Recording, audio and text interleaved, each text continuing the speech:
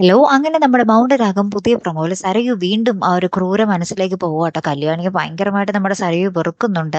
അമ്മയോട് ശാരിയുടെ അടുത്ത് പറയുന്നുണ്ട്, "ആ കല്യാണി കാരണമാണ് കിരൺ മനോഹറിന്റെ അടുത്ത് പോയി ഗിഫ്റ്റൊക്കെ മേടിച്ചത്. അവള് പറഞ്ഞാൽ എന്തും ആ കിരൺ കേൾക്കും. അല്ലെങ്കിൽ അവൻ അങ്ങനത്തെ നെറുകേടൊന്നും കാണിക്കത്തില്ല" എന്ന് പറയുകയാട്ടോ.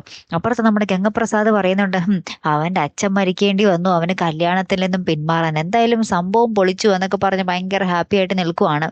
ഇപ്പഴത്തെ നമ്മുടെ ദിലീപും കാർത്തികയും വീണ്ടും വിവാഹം ചെയ്യാൻ പോകുന്ന കാര്യമൊന്നും നമ്മുടെ ഗംഗപ്രസാദ് അറിഞ്ഞിട്ടില്ല കേട്ടോ. അപ്പൊ കാർത്തിക പറയുന്നുണ്ട്, ഗംഗപ്രസാദ് ഉള്ളിടത്തോളം കാലം നമുക്ക് അധികം ആഘോഷമൊന്നും വേണ്ട, ചെറിയ രീതിയിൽ നടത്തിയാൽ മതി എന്ന് കാർത്തിക പറയുന്നുണ്ടേ. ലാസ്റ്റ് നമ്മുടെ എന്താ പറയാ സരയു പറയുന്നുണ്ട്, കല്യാണി അവൾ എന്തു പറഞ്ഞാലും ഞാൻ ഇനി അനുസരിക്കില്ല, അവളെനിക്ക് ഭയങ്കര വെറുപ്പാണെന്നൊക്കെ ഇങ്ങനെ പറഞ്ഞു നിൽക്കുന്ന രംഗങ്ങളാട്ടോ നമുക്ക് ഏറ്റവും ഒടുവിൽ കാണുവാൻ സാധിച്ചതേ. കാത്തിരുന്നതിനെ കാണാട്ടോ. പിന്നീടുണ്ടല്ലോ കൂട്ടുകാരെ, ഏറ്റവും അവസാനം നമ്മുടെ അച്ഛൻ പ്രകാശം വരുന്നുണ്ടേ വീട്ടിലേക്ക്. നമ്മുടെ കല്യാണിയും കാർത്തിക മോളും കൂടെ പിടിച്ച് നമ്മുടെ അച്ഛനെ വീട്ടിലേക്ക് കയറ്റുന്ന ദൃശ്യങ്ങൾ നമുക്ക് കാണുവാൻ സാധിക്കുന്നുണ്ടേ. കുറെ നാളുകൾക്ക് ശേഷമാണ് അച്ഛൻ തിരികെ വരുന്നതല്ലേ.